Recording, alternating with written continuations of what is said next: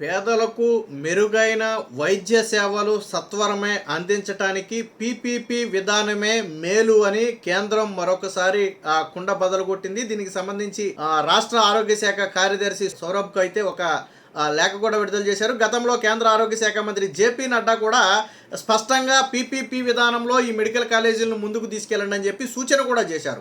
నిన్న రాసిన లేఖ ఆ విషయాన్ని కూడా ప్రస్తావించారు. ఆల్రెడీ ఇప్పటికే కేంద్ర ఆరోగ్య శాఖ మంత్రి మీకు ఒక లేఖ రాసి ఉన్నారు. ఇది రెండవ లేఖని దాదాపుగా 27 పేజీల లేఖనైతే రాష్ట్ర ప్రభుత్వానికి పంపారు. అందులో చాలా సుస్పష్టంగా ఒక విషయం చెప్పారు. పేదలకు మెరుగైన ఉచిత వైద్యం సత్వరమే అందించాలి అంటే అంతర్జాతీయ స్థాయిలో నాణ్యతా ప్రమాణాలు పాటిస్తూ పేదలకు వైద్యం అందించాలి అంటే పీపీపీ విధానమే అత్యంత మేలైన విధానం అని చెప్పి నిన్న స్పష్టంగా చెబుతూ ఒక లేఖ అయితే రాశారు. వైద్య సేవల విస్తరణకు పీపీపీఏ మేలు. రాష్ట్రానికి కేంద్ర ప్రభుత్వం చూసిన ఆరోగ్య కార్యదర్శికి కేంద్ర సంయుక్త కార్యదర్శి లేఖ.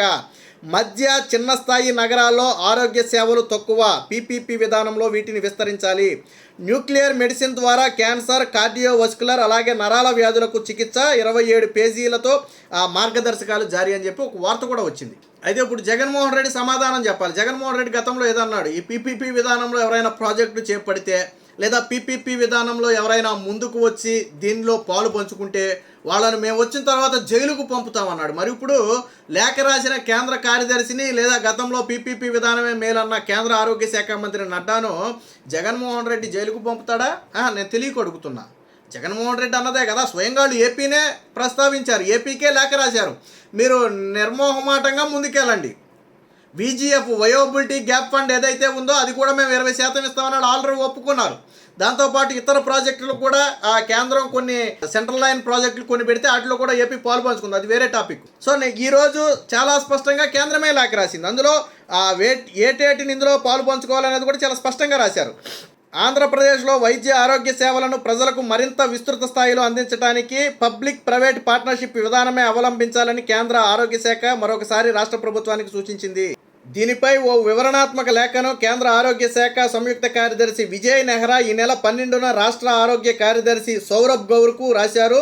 దీనితో పాటు పీపీపీ ద్వారా వివిధ సేవలను గరిష్ట స్థాయిలో అందించడానికి 27 పేజీలతో కూడిన మార్గదర్శకాలు కూడా అందులో ఇవ్వడం జరిగింది. గతంలో జేపీ నడ్డా కూడా దీని గురించి ప్రస్తావించారనే అంశాన్ని ఆ లేఖలో ఆయన కూడా ప్రస్తావించడం జరిగింది. సో వైద్య సేవల డిమాండు లభ్యత మధ్య ఉన్నటువంటి వ్యత్యాసాన్ని పూరించడానికి 5 అంశాల్లో 1 న్యూక్లియర్ మెడిసిన్, 2 సంచార వైద్యశాలలు, 3 దంత వైద్యశాలలు, 4 రేడియాలజీ సేవలు, 5 క్యాన్సర్ డే కేర్ సేవలను విస్తరించడానికి పీపీపీ విధానంలో మెరుగైందని, పరికరాలు సమకూర్చడం, అమలు, నిర్వహణ ద్వారా లభ్యత పెరుగుతుందని, 5 నుంచి 10 ఏళ్ల పాటు ప్రైవేటు భాగస్వామి ఆయా విభాగాల్లో సేవలు అందించే విధానం పైన మార్గదర్శనం, అంటే ఎంతకాలం ఇవ్వాలనేది తర్వాత డిసైడ్ చేస్తారనుకోండి. వీళ్ళు 5 నుంచి 10 ఏళ్ల పాటు ప్రైవేట్ పార్ట్నర్షిప్ ఉండాలనేది కేంద్రం సూచించినటువంటి విధానం. తర్వాత అది మార్చవచ్చు. అయితే ముఖ్యంగా ఇప్పుడు క్యాన్సరు, కార్డియోవస్కులర్, నరాల వ్యాధులకు ఉత్తమమైన సేవలు అందించడానికి న్యూక్లియర్ మెడిసిన్ ద్వారా రోగులకు అందించవచ్చని, ఈ సేవల లభ్యత ప్రస్తుత అవసరాల మేరకు ముఖ్యంగా మధ్య చిన్న స్థాయి నగరాల్లో బాగా తక్కువగా ఉందని, పీపీపీ విధానంలో వీటిని పెంచడానికి తగు చర్యలు చేపట్టాలని చెప్పారు. అలాగే క్యాన్సర్ వ్యాధి అతిశీఘ్రంగా విస్తరిస్తున్నందున సత్వరమే చర్యలు తీసుకోవాలని కూడా చెప్పారు. దాదాపుగా అంటే వీళ్ళు చెప్పేది ఒక్కటే, ఏ వ్యాధులైతే ప్రజలను ఎక్కువగా ఇబ్బంది పెడుతున్నారో, ఆ వ్యాధులకు అందించే చికిత్స తక్కువగా ఉందో ఆ రంగాలలో పీపీపీ విధానం తీసుకుంటే ప్రధానంగా రోగులకు ఉపయోగపడుతుంది. ముఖ్యంగా వీళ్ళు కేంద్రం చెబుతున్న దాని ప్రకారం క్యాన్సర్ వ్యాధులు చాలా ఎక్కువగా ఉన్నాయి. దాంతోపాటు కార్డియోవస్కులర్ వ్యాధులు, నరాల బలహీనత, దీంతోపాటు దంత సమస్యలు అనేవి ఎక్కువగా ఉన్నాయి. సో వీటికి సంబంధించి మధ్య లేదా చిన్న నగరాలు లేదా గ్రామీణ ప్రాంతాల్లో పూర్తి స్థాయి వైద్య సేవలు అందటం లేదు. అంటే సమస్యలకు సరిపడా పరిష్కార మార్గాలు హాస్పిటల్స్ అందుబాటులో లేవు. కాబట్టి ఈ రంగాలలో పీపీపీ విధానాన్ని ఆహ్వానించడం ద్వారా ప్రధానంగా ఈ సమస్యలు పరిష్కరించవచ్చు. మెజారిటీ మనం దేనికి ప్రయారిటీ ఇవ్వాలంటే ఎక్కువగా ఏ సమస్య ప్రబలుతుందో దానికి ప్రయారిటీ ఇవ్వాలి. సో వీళ్ళు చెప్పింది కూడా అదే. ఇక క్యాన్సర్ డే సెంటర్లు ఏర్పాటు చేయడం కూడా ఈ పద్ధతిలో అనువైందని పేర్కొన్నారు. 2027-28లోగా దేశవ్యాప్తంగా ఉన్నటువంటి అన్ని ప్రభుత్వ ఆసుపత్రుల్లో కూడా డే కేర్ క్యాన్సర్ సెంటర్లు ఏర్పాటు చేయాలి అనేది కేంద్ర ప్రభుత్వ లక్ష్యం. దానిలో భాగంగానే 2025-26 సంవత్సరానికి ఆంధ్రప్రదేశ్కు 14 డే కేర్ సెంటర్లు మేము కేటాయించాము. భవిష్యత్తులో మరిన్ని సెంటర్లు కూడా కేటాయించబోతున్నామని చెప్పి చాలా స్పష్టంగా చెప్పారు. అంటే వైద్య సేవల విస్తరణకు చంద్రబాబు గారు తీసుకున్నటువంటి నిర్ణయం అత్యుత్తమ నిర్ణయం అని చెప్పి కేంద్ర ప్రభుత్వం అభిప్రాయపడుతుంది. ఇక అభివృద్ధి కోసమే పీపీపీ 20% వయో విజిఎఫ్ ప్రకటించిన కేంద్రం, వేగంగా స్పందించిన రాష్ట్ర ప్రభుత్వం 1.15 లక్షల కోట్ల విలువైన 270 ప్రాజెక్టుల ప్రతిపాదన. కేంద్ర పైప్లైన్ నమోదుల్లో ప్రాజెక్టుల్లో 30% మనమే, దరిదాపుల్లో లేని మిగతా రాష్ట్రాలు. అయితే కేంద్ర ప్రభుత్వం ఏదైతే 20% విజిఎఫ్ ప్రకటించిందో ఆయా ప్రాజెక్టులకు సంబంధించి 270 ప్రాజెక్టులను ఆంధ్రప్రదేశ్ ప్రభుత్వం నమోదు చేసుకుంది. అంటే కేంద్రం ఇచ్చే 20% విజిఎఫ్ ఫండ్ను ఉపయోగించుకుని వాటిని పట్టాలు ఎక్కించాలి అనేది చంద్రబాబు గారి ఉద్దేశం. మన రాష్ట్రంతో పోలిస్తే మనం 270 ప్రాజెక్టులను గుర్తించి ఏపీలో అవసరం ఉందని చెప్పి మనం నమోదు చేస్తే, రెండవ స్థానంలో ఉన్నటువంటి రాష్ట్రం కేవలం 70 ప్రాజెక్టులే నమోదు చేసిందంటే ఆంధ్రప్రదేశ్కు దరిదాపుల్లో ఎవరూ కూడా లేరు. అంటే కేంద్రం నుంచి వచ్చే బెనిఫిట్స్ను పూర్తి స్థాయిలో ఉపయోగించుకోవాలని చంద్రబాబు గారు అయితే దృఢ సంకల్పంతో ఉన్నారు. ప్రభుత్వ ప్రైవేటు భాగస్వామ్య విధానం ఇప్పుడు ప్రపంచవ్యాప్తంగా అభివృద్ధి చెందుతున్న దేశాలన్నీ పాటిస్తున్న తారక మంత్రం. కేంద్రంలో నరేంద్ర మోదీ కూడా దీనికి అగ్రతాంబూలం వేస్తుంది. 2047 నాటికి అభివృద్ధి చెందిన దేశంగా మారాలంటే భారీ ఎత్తున వసతుల కల్పనకు పీపీపీ విధానం తప్ప మరో మార్గం లేదని భావిస్తుంది. పెరుగుతున్న అవసరాలకు తగ్గట్టుగానే మౌలిక వసతులు కల్పించాలి అంటే పీపీపీ విధానమే మేలని చెప్పి వీళ్ళు చెప్పారు. రాష్ట్ర ప్రభుత్వాలు చేపట్టే ప్రాజెక్టులకు వయోబిలిటీ గ్యాప్ ఫండింగ్ కింద 20% ఆర్థిక సాయం చేస్తామని కేంద్రం ప్రకటించింది. దీంతో ఆంధ్రప్రదేశ్ ప్రభుత్వం వేగంగా స్పందించి రాష్ట్ర విభజన సమయంలో మిగిలిన సమస్యలు కావచ్చు, గత వైసీపీ హయాంలో మిగిలిన సమస్యలు కావచ్చు, ఇవన్నీ కూడా ఆంధ్రప్రదేశ్ని ఇబ్బంది పెడుతున్న సమయంలో ఈ 20% విజిఎఫ్ ఫండ్ను ఉపయోగించుకోవాలని దాదాపుగా 270 ప్రాజెక్టులను ఆంధ్రప్రదేశ్ ప్రభుత్వం గుర్తించింది.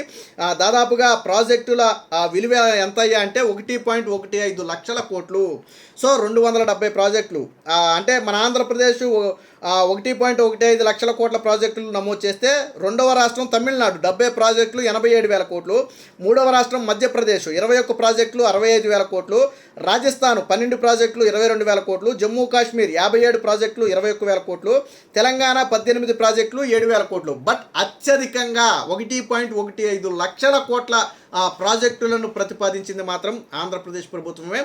కేంద్రం కూడా దీన్ని అభినందించింది. ఎందుకంటే కేంద్రం ఎప్పుడైతే కేంద్ర ప్రభుత్వం ఒక ప్రకటన చేసిందో ఆంధ్రప్రదేశ్ ప్రభుత్వం అంతకు 10 రెట్లు వేగంగా స్పందించి ఏ అవసరాలు ఉన్నాయి, ఏ ప్రాజెక్టుల్లో కేంద్ర సాయాన్ని మనం తీసుకోవచ్చు, ఏవి ఇంపార్టెంట్ అనే కోణంలో దాదాపుగా 270 ప్రాజెక్టులకు సంబంధించి మొత్తం సిద్ధం చేసింది. దాంట్లో ప్రధానంగా మూలపేట పోర్ట్ ఒకటి ఉంది, రాయపట్నం పోర్ట్ ఒకటి ఉంది, అలాగే తాడేపల్లిగూడెం, ఒంగోలు, తుని, నాగార్జున సాగర్, అలాగే ఎయిర్పోర్ట్లు ఎయిర్ఫిఫ్ట్లు ఉన్నాయి. కుప్పం విమానాశ్రయం ఒకటి ఉంది, అమరావతి విమానాశ్రయం ఒకటి ఉంది, డొంకరాయి నీటి సరఫరా పథకం ఒకటి ఉంది, అమరావతి ప్రపంచ స్థాయి క్రీడా నగరం ఒకటి ఉంది, తిరుపతి ప్రపంచ స్థాయి క్రీడా నగరం ఒకటి ఉంది, తిరుపతి ఇంటిగ్రేటెడ్ బస్ టెర్మినల్ ఒకటి ఉంది, దొనకొండ మెగా ఇండస్ట్రియల్ హబ్ కోసం ఒకటి ఉంది, ఓర్వకల్లు ఇండస్ట్రియల్ ఏరియాలో ఒకటి ఉంది, విజయవాడ ఆటో స్టాండ్ అభివృద్ధికి సంబంధించి ఒకటి.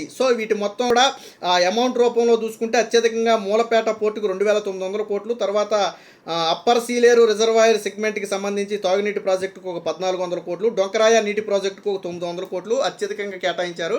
అలాగే రాయపట్నం పోర్టుకు ఒక 2,600 కోట్లు, అలాగే తాడేపల్లిగూడెం, తుని, నాగార్జున సాగర్ ఈ ఎయిర్పోర్ట్లకు సంబంధించి ఒక 2,600 కోట్లు, మొత్తంగా 1,15,000 కోట్ల రూపాయలకు కేంద్ర ప్రభుత్వ పైప్ లైన్లో అందులో అయితే నమోదు చేశారు. దీనికి 20% వయోబిలిటీ గ్యాప్ ఫండింగ్ను కేంద్ర ప్రభుత్వమే ఇస్తుంది. ఇది రాష్ట్రానికి ఆయుధం వంటిది. అందుకనే చంద్రబాబు గారు వేగంగా స్పందించారు. అటు వైద్య విధానంలో పీపీపీ విధానంలో ముందుకెళ్లడంతో పాటు ఇతర ప్రాజెక్టులను కూడా వేగంగా పట్టాలు ఎక్కించాలనేదే చంద్రబాబు గారి ప్రధాన లక్ష్యంగా కనపడుతుంది. Please subscribe to Leo news for more videos.